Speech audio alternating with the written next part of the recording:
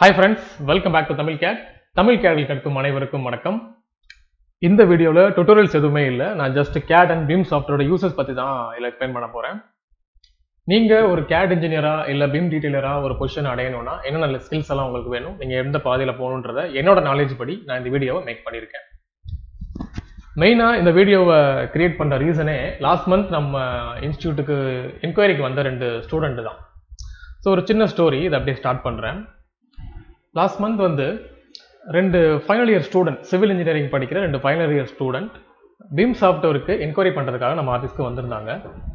அவங்க கிட்ட ஃபாரினில் ஒர்க் பண்ணுற அவங்க ரிலேட்டிவ்ஸ் யாரோ பிரதராக இருக்கலாம். ஸோ அவங்க வந்து BIM சாஃப்ட்வேர் லேர்ன் பண்ணிக்கோங்கன்னு சொல்லியிருப்பாங்கன்னு நினைக்கிறேன். ஃபைனல் இயரில் இருக்கும்போது அவங்கள இன்ஃபார்ம் பண்ணியிருக்காங்க. அதனால அவங்க ட்ரைனிங்காக வெளியே கேட்டு வந்திருக்காங்க.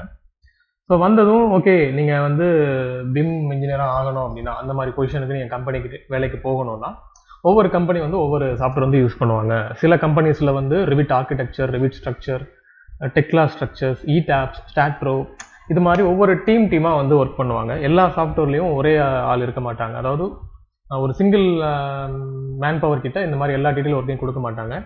ஃபஸ்ட்டு 2D டீட்டெயிலிங் இருக்கும், அப்புறம் 3D டீட்டெயிலிங்னு ஒரு டீம் இருக்கும். தென் 3D டீட்டெயிலிங்கில் வந்து உங்களுக்கு டெக்லா, ரிவிட் யூஸ் ஆகலாம்.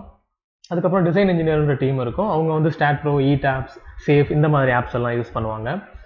நெக்ஸ்ட் வந்து இதுக்கும் மேலே வந்து ப்ராஜெக்ட் மேனேஜர் வந்து பிரைமவேரா, MS ப்ராஜெக்ட், இல்லை அதில் நிறைய எஸ்டிமேஷன்லாம் பண்ணுற குரூப்ஸ் நிறைய இருக்குது. இது மாதிரிலாம் வந்து நிறைய செக்டர்ஸ் இருக்குது. ஒரு கம்பெனின்னு எடுத்துக்கிட்டிங்கன்னா அதில் BIM இன்ஜினியர்ன்ற ரோலில் வந்து இவ்வளோ செக்டர்ஸ் இருக்குதுன்னு சொல்லி நான் எக்ஸ்பிளைன் பண்ணேன்.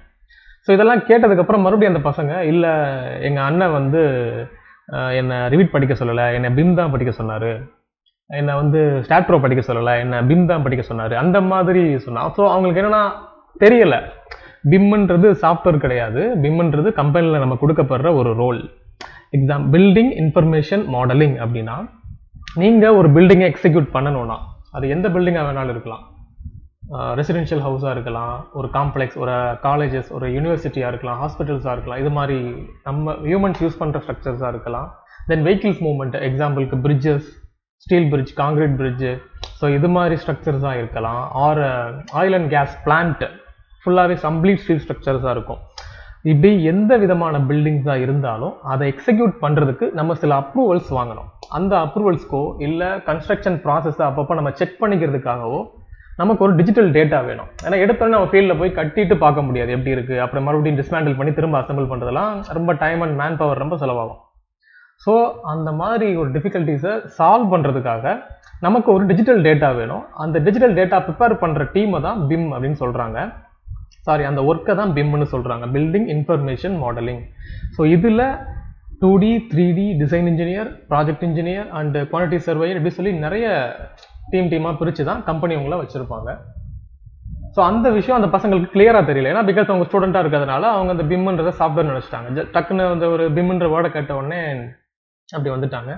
மெயினாக அதுக்காக தான் இப்போ நிறைய பேருக்கு அவேர்னஸ் இருக்காது இல்லை. ஸோ அதனால தான் இந்த வீடியோ நான் மேக் பண்ணியிருக்கேன். நீங்கள் வந்து காலேஜ் ஃபைனல் இயராக இருந்தாலும் சரி, இல்லை college 3rd year, 2nd year எப்படி இருந்தாலும் சரி, சிவில் இன்ஜினியர்னு நீங்கள் படிக்க ஆரம்பிச்சிட்டாலே உங்களுக்கு இந்த ஸ்கில் எல்லாம் நீங்கள் வெளியே வரும்போது உங்ககிட்ட இருக்கணும். ஸோ அதெல்லாம் நம்ம அடுத்தடுத்து பார்க்கலாம். தென் அதுக்கு முன்னாடி இந்த ஃபாரின்லேருந்து உங்கள் ரிலேட்டிவ்ஸ் சொல்லி விட்றீங்க இல்லையா, அவங்களுக்கு ஒரு ரெக்வெஸ்ட்டு. நீங்கள் வந்து என்ன படிக்கணும்னு அதாவது நீங்கள் இந்த ஒர்க்கை தான் சொல்கிறீங்க, உங்களோட ரோல் என்னவோ அதை மட்டும் சொல்கிறீங்க. அந்த பசங்க அதை ஒரு ஸ்கில் நினச்சிட்டு இருக்காங்க. ரோல் வேற, நீங்கள் உள்ளே போய் ஒர்க் பண்ண போகிற ஸ்கில் வேற. இதை மட்டும் அவங்க கொஞ்சம் கிளியராக சொல்லி அனுப்புங்க, போதும், இவ்வளோதான். இப்போ எக்ஸாம்பிளுக்கு நீங்கள் வந்து துபாயில், சிங்கப்பூரில் ஒர்க் பண்ணிட்டு இருக்கீங்க அப்படின்னா உங்களோட ரோல் சொல்லுங்கள். தென் வந்து நீங்கள் என்ன ஸ்கில்லை வச்சு அந்த ரோலை நீங்கள் அச்சீவ் பண்ணீங்க. BIM இன்ஜினியர் ஆகணும்னா உங்கள் கம்பெனியில் என்ன சாஃப்ட்வேர் யூஸ் பண்ணுறாங்க, அந்த சாஃப்ட்வேர் பேரையும் அவங்களுக்கு சொல்லியிருங்க. அவங்க கிளியராக படிச்சிருவாங்க, அவங்களோட டைம் அண்ட் மணி வேஸ்ட் ஆகாது. இவ்வளோதான். ஸோ இதுக்காக தான் மெயினாக அந்த வீடியோ நான் மேக் பண்ணியிருக்கேன். சரி, வாங்க வீடியோக்குள்ளே போகலாம்.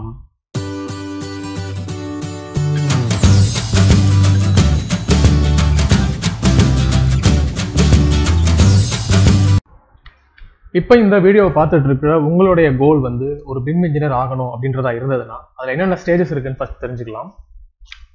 ஸோ BIM அந்த டீடைலிங்கில் இவ்வளோ ஸ்டேஜஸ் நமக்கு. ஃபர்ஸ்ட் வந்து ஒரு ப்ராஜெக்ட் ஸ்டார்ட் பண்ணா ப்ரிப்பரேஷன் அண்ட் ப்ரீஃப், இது வந்து ப்ராஜெக்ட் பிளானிங்கை மென்ஷன் பண்ணுவாங்க. அதோட யூசேஜ், அந்த பில்டிங்கோட need, operation, location details, quality control, estimation, time அதாவது ப்ராஜெக்டோட டியூரேஷன்ஸ், ரிஸ்க் மேனேஜ்மெண்ட், இது மாதிரி சஸ்டைனபிலிட்டி, இது எல்லாத்தையும் பற்றி ரிசர்ச் பண்ணி ஒரு ரிப்போர்ட் ரெடி பண்ணுறது. நமக்கு ஃபைனல் இயர் ப்ராஜெக்டில் பண்ணுறோம் இல்லையா, டிசைன் ப்ராஜெக்டில், அந்த மாதிரி பில்டிங்கோட ரீசனிங்லேருந்து ரிப்போர்ட்ஸ், ஸ்பெசிஃபிகேஷன்ஸ் இதெல்லாமே நம்ம ஒரு புக்லெட் பண்ணுவோம் இல்லையா, அந்த ரிப்போர்ட் தான் அந்த ப்ரிப்பரேஷன் அண்ட் ப்ரீஃப்.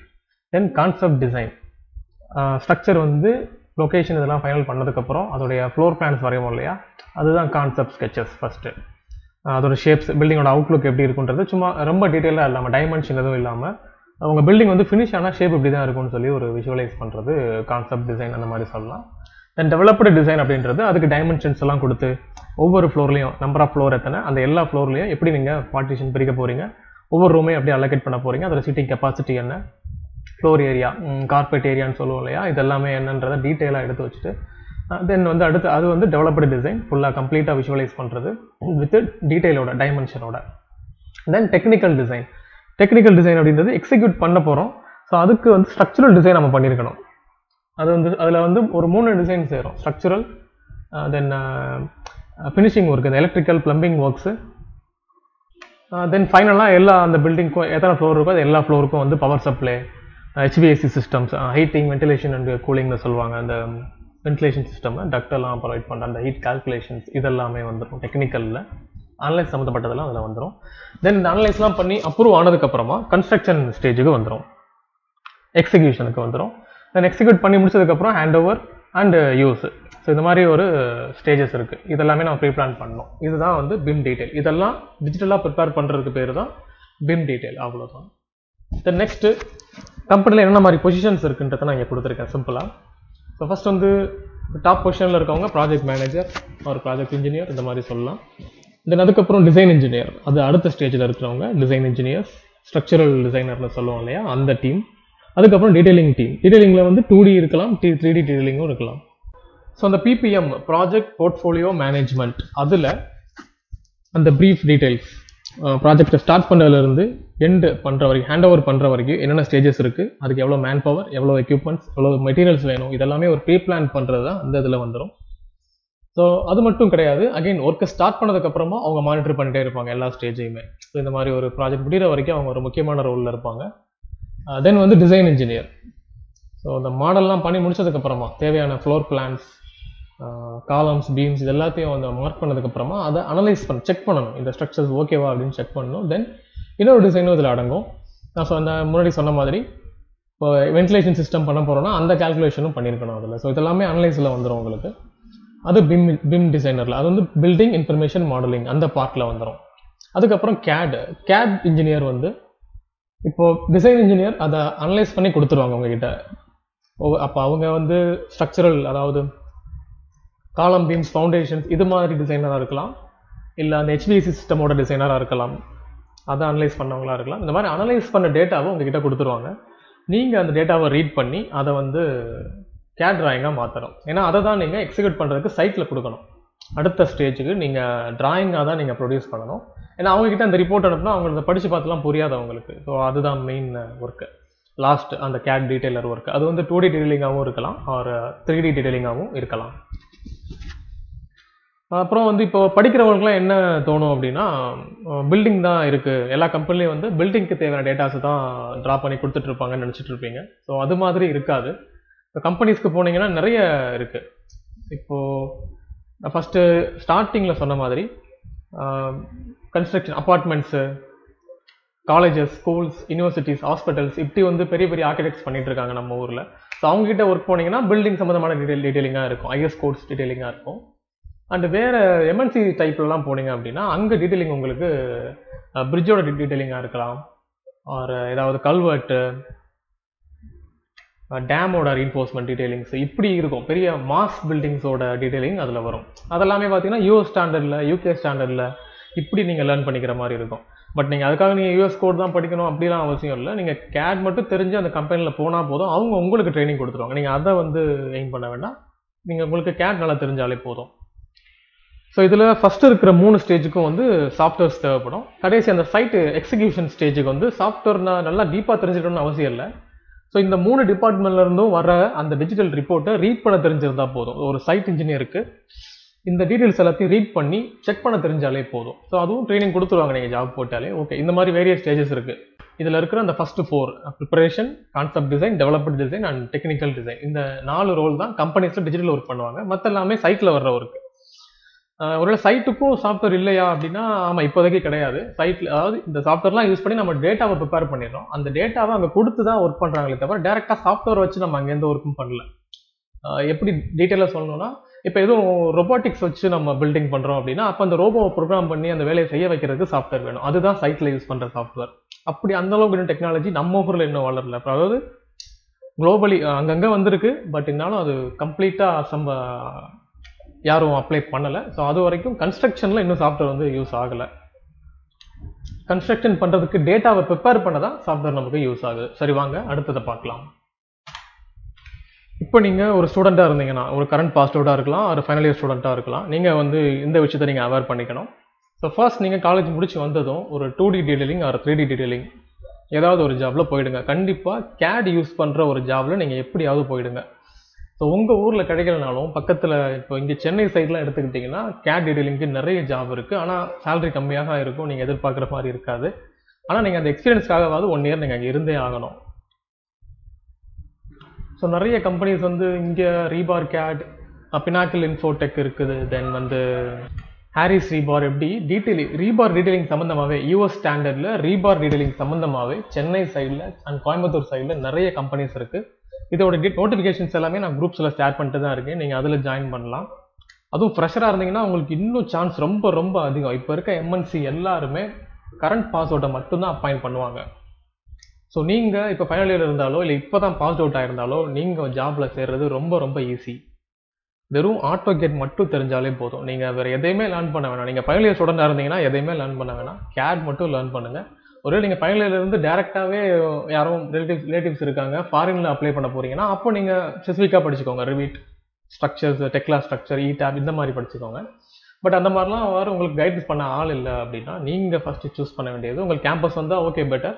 பட் அந்த மாதிரி கரியர் கைடன்ஸே இல்லாமல் சில பேர் இருப்பீங்க. ஸோ அவங்கெல்லாம் வந்து கண்டிப்பாக AutoCAD தெரிஞ்சு வச்சுருக்கணும். AutoCAD வச்சு நீங்கள் பெரிய பெரிய கம்பெனியில் ஜாயின் ஆகலாம் ஒரு ஃப்ரெஷராக. தென் அதுக்கப்புறம் சைட் இன்ஜினியராக கொஞ்ச நாள் ஒர்க் பண்ணுங்கள். ஒருவேளை நீங்கள் ஒரு எடுத்தோடனே எம்என்சியில் போய் பிளேஸ் ஆகிட்டீங்கன்னா ப்ராப்ளம் இல்லை. உங்களுக்கு அடுத்தடுத்த ஸ்டேஜில் உங்களுக்கு நாலேஜ் கிடச்சிரும். நிறைய பேர்கிட்ட பேசும்போது நீங்கள் எங்கே போகணுமோ உங்களுக்கு அது அவேர்னஸ் கிடச்சிரும். ஈஸியாக அந்த இடத்த தொட்டுருவீங்க. ஆனால் சில பேருக்கு ஒரு சின்ன கம்பெனியில் வேலை கிடைக்கும். அங்கே பார்த்தா எம்ப்ளாயிஸே ஒரு 4 பேர் 3 பேர் தான் இருப்பாங்க. எல்லா ஊருக்கும் நீங்களே பண்ணுற மாதிரி இருக்கும். அப்போ உங்களுக்கு இதை தாண்டி என்ன இருக்குது, குளோபலாக என்ன நடக்குதுன்னே உங்களுக்கு தெரியாது. அந்த ஊருக்குள்ளே என்ன ஒர்க் பண்ணுறீங்களோ அதை மட்டும் தான் நீங்கள் பண்ணுவீங்க. ஸோ அந்த மாதிரி இருக்கிறவங்க எல்லாம் டக்குன்னு 1 இயரில் ஜாபை குவிட் பண்ணிவிட்டு ஒரு சைட் எக்ஸிக்யூஷனுக்கு போயிடுங்க. ஒரு சைட் இன்ஜினியராக எப்படியாவது ஒர்க் போயிடுங்க. அது ஒன்று. அதுக்கு அடுத்த ஸ்டேஜ் இந்த 2 எக்ஸ்பீரியன்ஸையும் வச்சு ஸோ நீங்கள் சைட் இன்ஜினியராக இருக்கும்போதே கொஞ்சம் லேர்னிங்கையும் ஸ்டார்ட் பண்ணிக்கணும். ஏன்னா அடுத்த BIM பொசிஷனுக்கு நீங்கள் போகணுன்னா கண்டிப்பாக உங்களுக்கு Revit, architecture, structure, Tekla structure, STAAD Pro and ETABS, அதுக்கப்புறம் நாவிஸ்ஒர்க் அண்ட் சிவில் 3D இந்த சாஃப்ட்வேர்லாம் கொஞ்சம் உங்களுக்கு நாலேஜ் எதிர்பார்ப்பாங்க. நீங்கள் BIM டீட்டெயிலராக போனீங்கன்னா நான் சொன்ன இந்த சாஃப்ட்வேர்லாம் ஒரு நாலேஜ் கண்டிப்பாக வேணும். ஸோ நீங்கள் சைட் இன்ஜினியராக வேலை பார்க்கும்போதே இந்த ஸ்கில்ஸ் எல்லாம் டெவலப் பண்ண ஆரம்பிச்சிடுங்க. தென் ஆரம்பித்ததுக்கு அப்புறமா நீங்கள் BIM டிசைனராக ஒரு ஜாபாக அப்ளை பண்ணலாம். இந்த 2 எக்ஸ்பீரியன்ஸையும் வச்சு 3rd இயரில் நீங்கள் ஒரு BIM டீட்டெயிலராக நீங்கள் ஜாப் வந்து அப்ளை பண்ணலாம். இப்போ ரீசெண்டாக லிங்க்டின்ல BIM டீட்டெயில் இருக்குது, அதாவது டெக்லா மாடல் இருக்குது, ஆர் இல்லைனா வந்து ரிவிட் மாடல் இருக்குது. அதிகமாக வேகன்சி போட்டுட்டு இருக்காங்க. நான் அது எல்லாத்தையுமே குரூப்புக்கு ஷேர் பண்ணுறேன், என்னோட குரூப்புக்கு. ஸோ லாஸ்ட் 2 இயராக இல்லாத அளவுக்கு இப்போ நான் அதிகமான நோட்டிஃபிகேஷனை பார்க்குறேன். BIM இன்ஜினியர் பொசிஷனுக்கு நிறைய நோட்டிஃபிகேஷனை பார்க்குறேன். லாஸ்ட் 2 இயரை விட இந்த வருஷம் அதிகமாக இருக்குது. ஸோ ஆப்பர்ச்சுனிட்டிஸ் அதிகமாக இருக்குது. எதனால் அப்படின்னா, ஸோ உங்களுக்கே தெரியும், உங்களோட கூட படித்தவங்களாக இருக்கட்டும், உங்கள் ரிலேட்டிவ்ஸ், ஃப்ரெண்ட்ஸ் இல்லை வீட்டு பக்கம் இருக்கவங்கலாம் இன்ஜினியரிங் டிகிரி வரைக்கும் படிச்சுட்டு அதுக்கப்புறம் பார்த்தா எல்லாருமே காமனாக போய் IT செக்டருக்குள்ளே போகணும்னு நினைக்கிறாங்க. சாஃப்ட்வேர் டெவலப்மெண்ட், ஆப் டெவலப்மெண்ட்குள்ளே போகணும்னு நினைக்கிறாங்க. ஸோ அப்போ என்ன ஆகுது, மாஸ் குவான்டிட்டி அந்த பக்கம் மூவ் ஆயிடுது. எல்லா இன்ஜினியரிங் கேண்டிடேட்ஸும் இப்போ என் கூட படித்தவங்களே நிறைய பேர் மெக்கானிக்கல் EEE படித்தவங்கலாம் ஆப் டெவலப்மெண்ட் பண்ணிட்டு அந்த பக்கம் போயிட்டு இருக்காங்க, சாஃப்ட்வேர் டெவலப்மெண்ட்டுக்கு. அப்போ இந்த இடத்துல BIM, அதே மாதிரி சிவில் படித்தவங்க, மெக்கானிக்கல் படித்தவங்க எல்லாருமே அப்படி போகிறனால BIMல நிறைய வந்து வேக்கண்ட் வந்து கிரியேட் ஆகுது, டிமாண்ட் அதிகமாகுது. ஸோ இது ஒரு நல்ல ஆப்பர்ச்சுனிட்டி தான். எல்லாருமே அந்த பக்கமே போட்டும் நீங்கள் மாறாதீங்க யாரும். நீங்கள் எப்படியாவது BIMக்கே ட்ரை பண்ணுங்கள். இனி ஜாப் அதிகமாக வரும் BIMல. ஏன்னா எல்லாருமே ஆப் டெவலப்மெண்ட்டுக்கு மூவ் ஆகிட்டாங்க. இனிமேல் BIMல ஹை பேயிங் ஜாப் அதிகமாக வரும். டோன்ட் வரி, கிவ் அப் பண்ணிடாதீங்க. என்னோட டெலிகிராம் குரூப் லிங்க் நான் டிஸ்கிரிப்ஷனில் கொடுத்துருக்கேன். அந்த குரூப்பில் நான் வர எல்லா ஜாப் நோட்டிஃபிகேஷனும் அனுப்பிட்டு தான் இருக்கேன். நீங்கள் விடாமல் எல்லாத்துக்கும் அப்ளை பண்ணுங்கள், கண்டிப்பாக ஜாப் கிடைக்கும். ஏன்னா அந்தளவுக்கு டிமாண்டாக இருக்குது. தென் நீங்கள் ஒரு பிம் இன்ஜினியராகவோ இல்லை டிசைன் இன்ஜினியராகவோ ஜாயின் பண்ணிட்டீங்க அப்படின்னா தென் நீங்கள் அந்த ஒர்க்கில் இருக்கும்போது அடுத்து ப்ராஜெக்ட் மேனேஜ்மெண்ட்டை நீங்கள் லேர்ன் பண்ண ஆரம்பிக்கணும். ஸோ அந்த பொசிஷன் இப்போ டிசைன் இன்ஜினியராகவே நீங்கள் பெரிய பொசிஷனுக்கு போக முடியும். உங்கள் கம்பெனியில் இருக்கிறதுலே ரொம்ப ஒரு சீனியர் ஆகிட்டீங்கன்னா அங்கே வந்து நீங்கள் தான் எல்லாருக்கும் லீடராக இருப்பீங்க. அந்த பொசிஷனுக்கு உங்களால் போக முடியும். பட் இதுக்கும் மேலே நீங்கள் ஒரு பொசிஷனுக்கு போகணுன்னா அடுத்து ப்ராஜெக்ட் மேனேஜ்மெண்ட்டை லேர்ன் பண்ண ட்ரை பண்ணுங்கள். MBA படிங்க. தென் வந்து அதுக்கப்புறம் ப்ராஜெக்ட் மேனேஜ்மெண்ட் பற்றி இன்னும் டீப்பாக லேர்ன் பண்ண ஆரம்பிங்க. ஸோ உங்களுக்கு கம்பெனி வந்து உங்களுக்கு அடுத்த பொசிஷனை கொடுக்கும். அவ்வளோதான், நீங்கள் கம்பெனியில் எல்லாரையும் விட டாப் பொசிஷனுக்கு போயிடுவீங்க. இவ்வளோ தான் உங்களோட கரியர் மேப்பு. பட் இதுக்கெல்லாம் உங்களுக்கு நிறைய இயர்ஸ் ஆகும். மினிமம் வந்து ஒரு 8 இயர்ஸாவது ஆயிரும். நீங்கள் எந்த பொசிஷன் அடையணும்.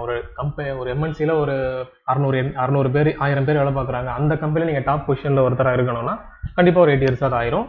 ஆனால் நீங்கள் தொடர்ந்து லேர்னிங்லேயே இருந்தால் மட்டும்தான். பட் நீங்கள் ஒரு ஸ்கில்லை வச்சுட்டு உள்ளே போயிட்டு நீங்கள் அதே ஸ்கில்லே சர்வே பண்ணிட்டு 8 வருஷம் இருந்தீங்கன்னா நீங்கள் அந்த இடத்த விட்டு மூவ் ஆகவே முடியாது. நீங்கள் அடுத்தடுத்த ஸ்கில்லை லேர்ன் பண்ணிட்டு போயிட்டே இருந்தால் தான் உங்களால். அதே மாதிரி கம்பெனியும் சேஞ்ச் ஆகணும். ஒரு கம்பெனி இப்போ இந்த கம்பெனியில் நீங்கள் கேட் டீட்டெயிலாக இருந்தீங்கன்னா அடுத்த கம்பெனி சேஞ்ச் ஆகும்போது நீங்கள் ஒரு பிம் இன்ஜினியராக தான் அங்கே போகணும். அட்லீஸ்ட் ஒரு டிசைன் இன்ஜினியராக போகணும். Design engineer or BIM engineer இந்த ரெண்டில் ஏதாவது ஒன்றா தான் நீங்கள் போய் ஜாயின் பண்ணணும். தென் அதுக்கப்புறம் கொஞ்சம் ஒரு 2-3 வருஷம் ஒர்க் பண்ணிட்டு அடுத்த ப்ராஜெக்ட் மேனேஜ்மெண்ட் சைடு உங்களுக்கு நாலேஜ் கிடைச்சதுன்னா, ஏன்னா கூட ஒர்க் பண்ணுறவங்க நிறைய டிஸ்கஸ் பண்ணுவீங்க. அப்போ கண்டிப்பாக உங்களுக்கு அவேர்னஸ் கிடைக்கும். அதை வச்சு லேர்ன் பண்ணி அடுத்த கம்பெனி மாறும்போது அந்த பொசிஷனுக்கு நீங்கள் ட்ரை பண்ணணும். இப்படி தான் கொண்டு போகணும். நீங்கள் டோன்ட் வரி, இனி இயர்ஸ் வர வர சிவில் இன்ஜினியரிங்கில் இந்த மாதிரி டீடைலிங் ஜாபுக்கு அதிக வேகன்சி கிரியேட் ஆகும். சரி, இப்போ இந்த பொசிஷனுக்குலாம் நீங்கள் என்னென்ன லேர்ன் பண்ணணும்னு நான் சொல்கிறேன். ஸோ ஃபர்ஸ்ட் வந்து 2D அண்ட் 3D டீடைலிங் உங்களோட ஃபர்ஸ்ட் ஸ்டெப். நீங்கள் BE முடித்த உடனே நீங்கள் போக வேண்டிய ஸ்டெப் இது. இப்போ நான் சொல்கிறது வந்து இப்போ ஒரு சில பேருக்கு கைடன்ஸ் இருக்கலாம், அடுத்து என்ன பண்ணுன்ற கைடன்ஸ் இருக்கும். அவங்கெல்லாம் கரெக்டாக ஸ்பெசிஃபிக்காக அதை படிச்சுட்டு போயிடுவாங்க. கைடன்ஸ் இல்லாதவங்க, அவேர்னஸே இல்லாமல் ஸ்டார்ட் பண்ணுறவங்க ஃபர்ஸ்ட் நீங்கள் 2D டீடைலிங்கில் ஒர்க் போயிடுங்க எப்படியாவது. ஸோ அதுக்கு தேவையான சாஃப்ட்வேர்ஸ் இந்த AutoCAD, CAD/RC, Rebar CAD, Tekla, SketchUp, Civil 3D, PDMS, ஈட்ரான்ற சாஃப்ட்வேர் அண்ட் வந்து மைக்ரோஸ்டேஷன். இதில் அந்த PDMS ஈட்ரா வந்து பைப்பிங் டிசைனோட சாஃப்ட்வேர். சிவில் 3D வந்து road work, bridge work, surveying. சிம்பிளாக சொன்னால் சர்வேயிங்கோட அந்த கோஆர்டினேட்ஸ் எல்லாம் ரீட் பண்ணி அதை வந்து குவான்டிட்டி அந்த LSCS சர்வே அந்த இதெல்லாம் எடுக்கிற சாஃப்ட்வேர் அது. தென் வந்து மற்ற மேலே இருக்க எல்லாமே வந்து ரீபார் டீடைலிங்கோட சாஃப்ட்வேர். நீங்கள் வந்து AutoCAD மட்டும் பேஸாக லேர்ன் பண்ணிட்டு ஒரு கம்பெனியில் ப்ளேஸ் ஆகிட்டாலே போதும். அவங்களே உங்களுக்கு CAD/RC இல்லை Rebar CAD உங்களுக்கு ட்ரைனிங் கொடுத்துருவாங்க. அடுத்து லாஸ்ட்டாக இருக்க மைக்ரோஸ்டேஷன் வந்து சர்வேயிங் கோஆர்டினேட்ஸ் எடுக்கிற சாஃப்ட்வேர் இது. ஓகே, இதெல்லாமே 2Dக்கு தேவைப்படுற சாஃப்ட்வேர். பட் நீங்கள் இவ்வளோ படிக்கணுமான்னு ஒன்றும் அதை வச்சு டவுட் ஆக வேண்டாம். நீங்கள் CAD மட்டும் நீங்கள் ஒரு ஃப்ரெஷராக இருந்தால் CAD மட்டும் தெரிஞ்சிருந்தால் போதும். இல்லை ஆல்ரெடி கொஞ்சம் ஒர்க் பண்ணி எக்ஸ்பீரியன்ஸ் இருக்குது, 1 இயர் சைட்டில் இருந்திருக்கேன், 2 இயர் சைட்டில் இருந்திருக்கேன் அப்படின்னா அப்போல்லாம் நீங்கள் வந்து Tekla லேர்ன் பண்ணிக்கலாம். அவர் வந்து Rebar CAD லேர்ன் பண்ணிக்கலாம். இந்த மாதிரி Rebar டீடைலிங் சம்மந்தமாக போகணும். ஏன்னா அதில் போயிட்டீங்கன்னா நீங்கள் அடுத்த பொசிஷன் நீங்கள் டிசைன் இன்ஜினியராக ட்ரை பண்ணலாம். தென் வந்து PDMS, ஈட்ரா இதெல்லாம் வந்து பைப்பிங், பெட்ரோ கெமிக்கல் அந்த மாதிரி சாஃப்ட்வேர், பெட்ரோ ஃபீல்டு சம்மந்தமாக இருக்கிற சாஃப்ட்வேர்ஸ் அதெல்லாமே.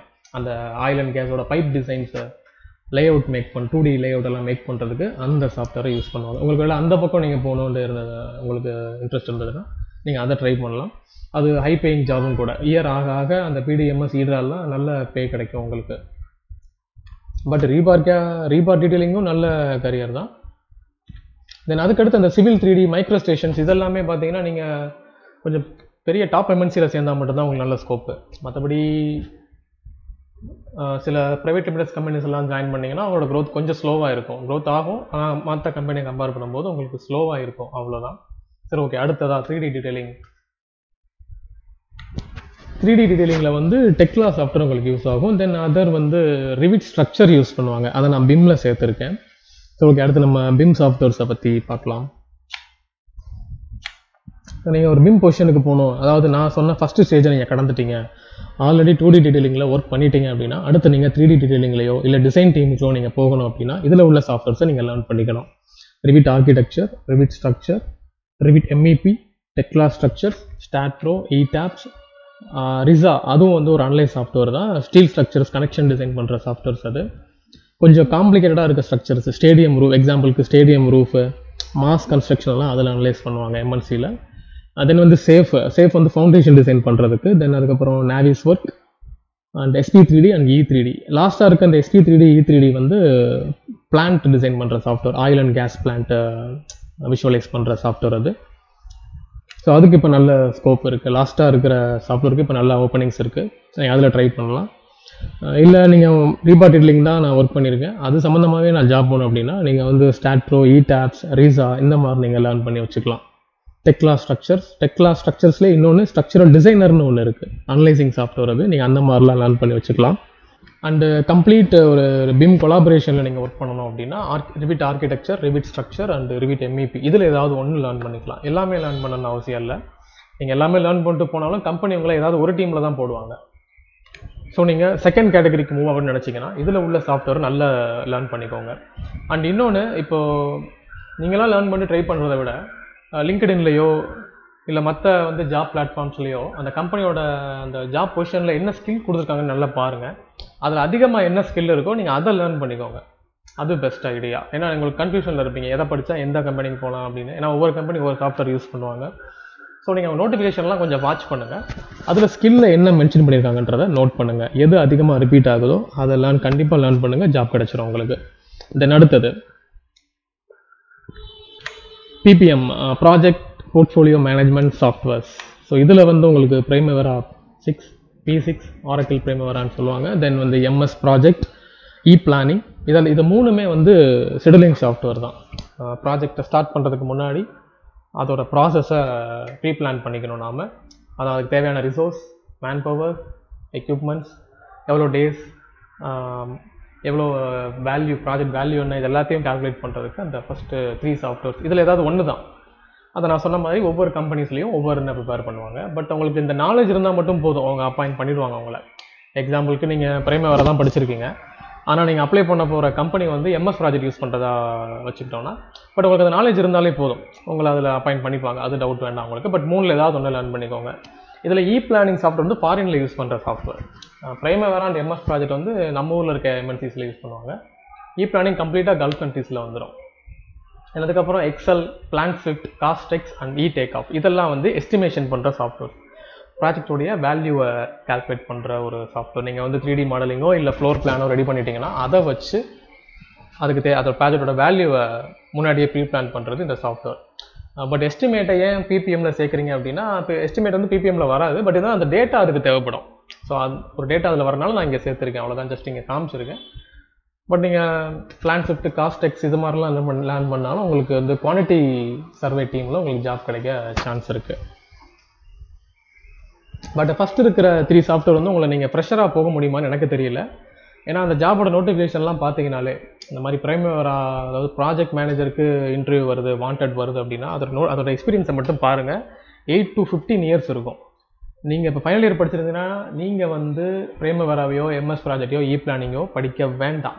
ஸோ உங்களுக்கு டைம் அண்ட் மணி தான் வேஸ்ட்டு. ஏன்னா ஆஃப்டர் 8 இயர்ஸ் நீங்கள் இந்த பொசிஷன் போகிறீங்க அப்படின்னா அதுக்குள்ளே அந்த சாஃப்ட்வேர் மறந்துடும் உங்களுக்கு, அந்த என்னன்னே தெரியாது உங்களுக்கு. ஸோ நீங்கள் அந்த கம்பெனிஸ்குள்ளே நான் முன்னாடி இருந்த அந்த CAD அண்ட் BIM சாஃப்ட்வேரை மட்டும் லேர்ன் பண்ணி எப்படியாவது கம்பெனிக்குள்ளே போயிட்டு அதுக்கப்புறம் உங்களுக்கு கிடைக்கிற அவேர்னஸை வச்சு அந்தந்த ஸ்டேஜுக்கு நீங்கள் போயிடலாம். அப்போ நீங்கள் ஒவ்வொரு அந்த ஸ்டேஜில் நீங்கள் லேர்ன் பண்ணணும். அதுதான் உங்களுக்கு கரெக்டாக இருக்கும். அப்போ தான் உங்களுக்கு அந்த சாஃப்ட்வேர் எங்கே யூஸ் ஆகுதுன்னு கிளியராக தெரியும்.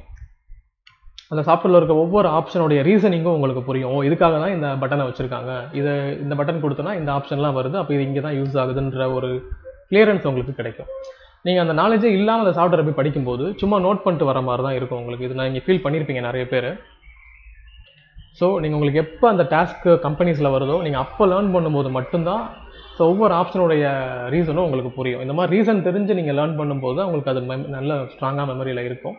ஸோ அதனால் இப்போ நீங்கள் அதை ட்ரை ஒருவேளை உங்களுக்கு நான் சொன்ன மாதிரி உங்களை வந்து அங்கே அப்பாயிண்ட் பண்ணுறதுக்கு ஆள் இருக்குது அப்படின்னா அப்போ நீங்கள் லேர்ன் பண்ணிக்கோங்க. ஏன்னா நீங்கள் பிளானோட இருப்பீங்க. ஸோ அது ஒன்றும் இல்லை.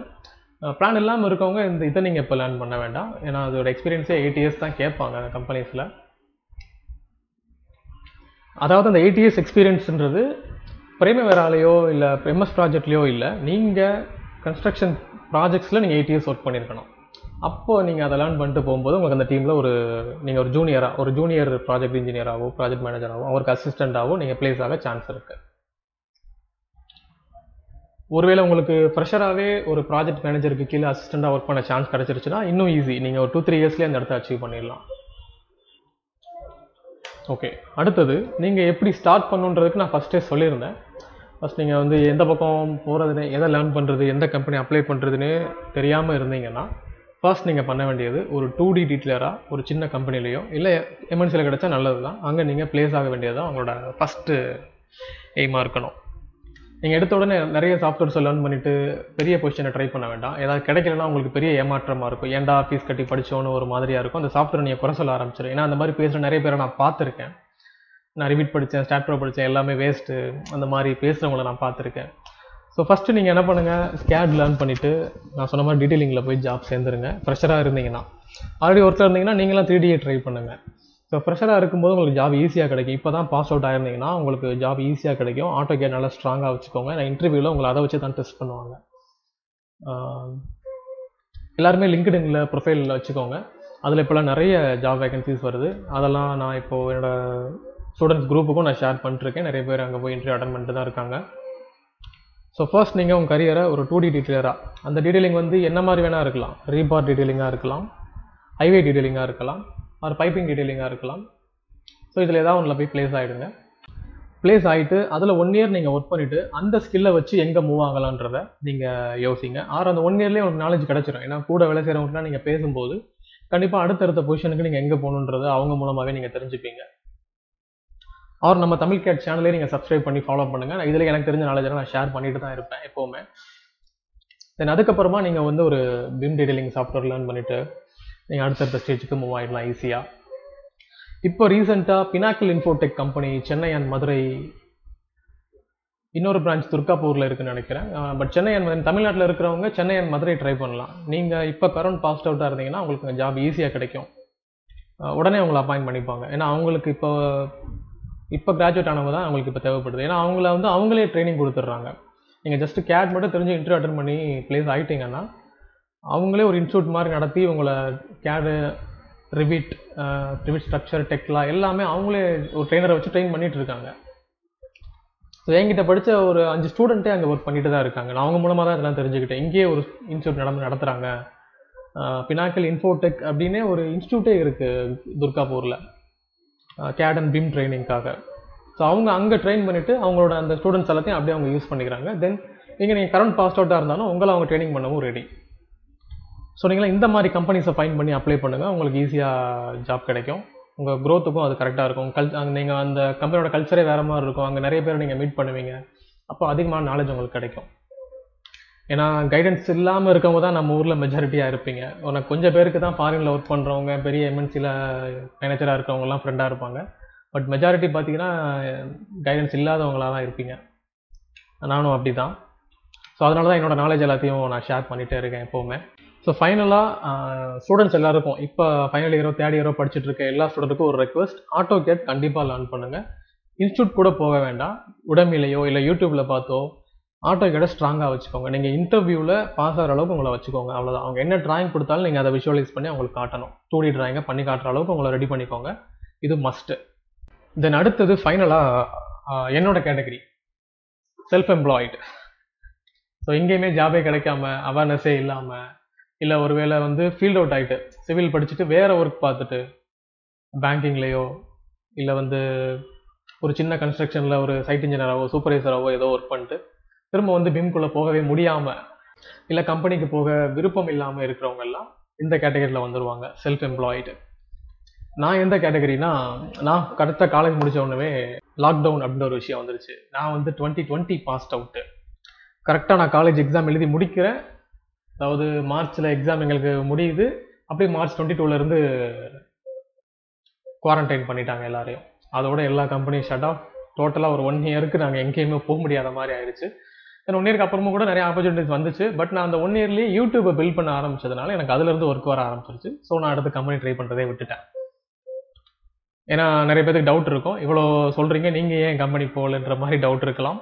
எனக்கு கம்பெனிக்கு போனால் என்ன சேலரி கிடைக்குமோ அதுவும் அதை விட அதிகமாகவும் எனக்கு கிடைக்குது. ஸோ நான் கம்பெனிக்கு போகலை. ஓகே, இந்த மாதிரி கேட்டகரி நீங்கள் அடையணும்னா என்ன லேர்ன் பண்ணணும்னு நான் சொல்கிறேன்.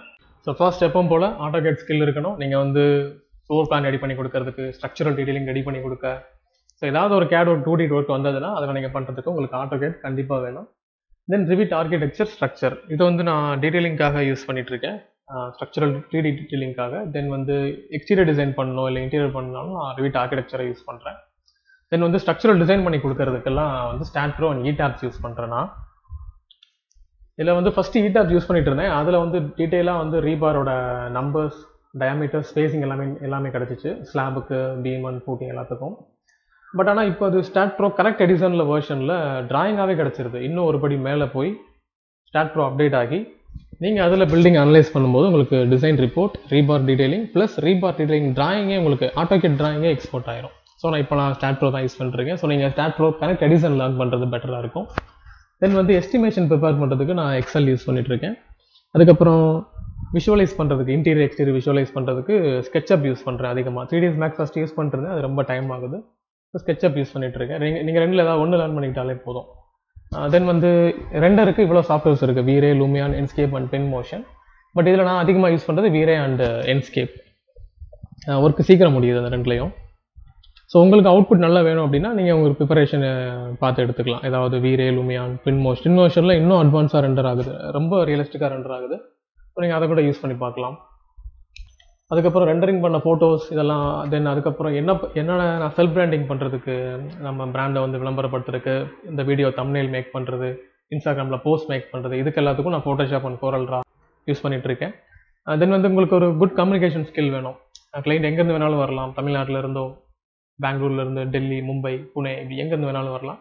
ஸோ அவங்ககிட்ட நீங்கள் கம்யூனிகேட் பண்ணணும், அது மஸ்ட்டு. தென் அதுக்கப்புறம் டைம் மேனேஜ்மெண்ட், இது ரொம்ப முக்கியம். நீங்கள் எவ்வளோ சாஃப்ட்வேர் லேர்ன் பண்ணி அதுக்கெல்லாம் ஒர்க் எடுத்துட்டிங்கன்னா, ஸோ நீங்கள் ஒரு செல்ஃப் எம்ப்ளாய்டாக இருக்கும்போது நீங்களே எல்லாத்தையும் டாஸ்க்கை முடிக்கிற மாதிரி இருக்கும். அதாவது உங்கள்கிட்ட வந்து தனித்தனியாக தான் ஒர்க் வரும், வேறு இன்ஜினியர்ஸ் இருந்தோ கிளைண்ட் இருந்தோ தான் ஒர்க் வரும். ஆனால் நீங்கள் ஒரு ஆள் தான் அது எல்லாத்தையும் ஹேண்டில் பண்ணுற மாதிரி, எல்லார் ஃபோன் கால்ஸையும் எல்லார் ப்ராஜெக்ட்டும் நீங்கள் ஹேண்டில் பண்ணுற மாதிரி இருக்கும். எல்லாத்தையும் ஞாபகம் வச்சுக்கிட்டு நீங்கள் அதை கரெக்டாக கொண்டு போகணும். ஸோ அதே சமயம் ஃபைனலாக செல்ஃப் பிராண்டிங் ரொம்ப ரொம்ப முக்கியம்.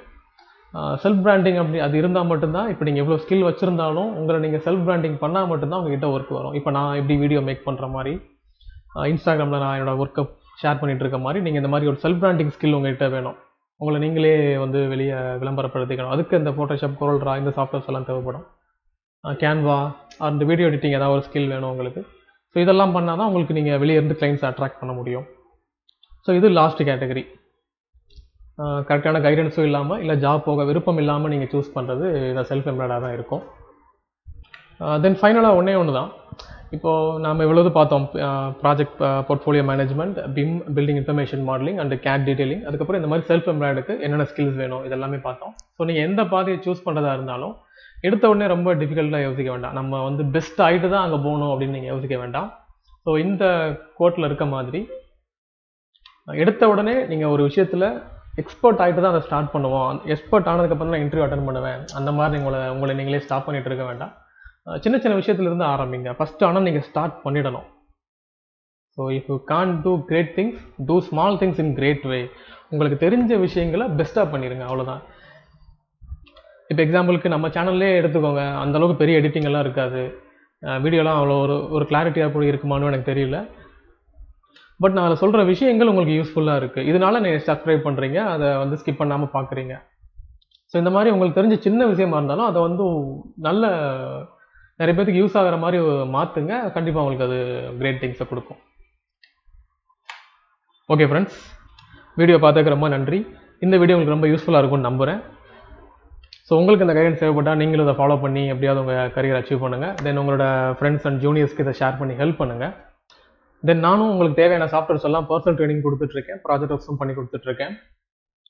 அது மட்டும் இல்லாமல் நம்ம சேனல்லேயே வந்து வீடியோ கோர்ஸும் ரன் பண்ணிகிட்ருக்கோம். Tekla, Revit structure, SketchUp, STAAD Pro, V-Ray and Lumion இந்த சாஃப்ட்வேர்லாம் நம்ம ஆன்லைன் கோர்ஸும் சேனலில் ரன் பண்ணிகிட்ருக்கோம். நீங்கள் சப்ஸ்கிரைப் பக்கத்தில் ஜாயின் பட்டன் ஒன்று இருக்கும், அதில் பார்த்தீங்கன்னா 199க்கு ஒரு சப்ஸ்கிரிப்ஷன் இருக்கும். ஸோ அதை நீங்கள் பை பண்ணிட்டீங்கன்னா நீங்கள் அந்த 5 சாஃப்ட்வேரையும் லேர்ன் பண்ணிக்கலாம் அதிலிருந்து. தென் நானும் பர்சனலாக வீடியோ கிளாஸ் ட்ரைனிங் கொடுத்துட்ருக்கேன். என்னோட காண்டாக்ட் டீட்டெயில் எல்லாமே நான் டிஸ்கிரிப்ஷனில் கொடுத்துருக்கேன். உங்களுக்கு பர்சனல் ட்ரைனிங் வேணும்னா என்னை காண்டாக்ட் பண்ணுங்கள். என்னோட WhatsApp number and Telegram group link நான் டிஸ்கிரிப்ஷனில் கொடுத்துருக்கேன். தொடர்ந்து எங்கள் அப்டேட்ஸை பார்த்துட்டே இருக்கணும்னா மறக்காமல் சப்ஸ்கிரைப் பண்ணுங்கள். பாய்.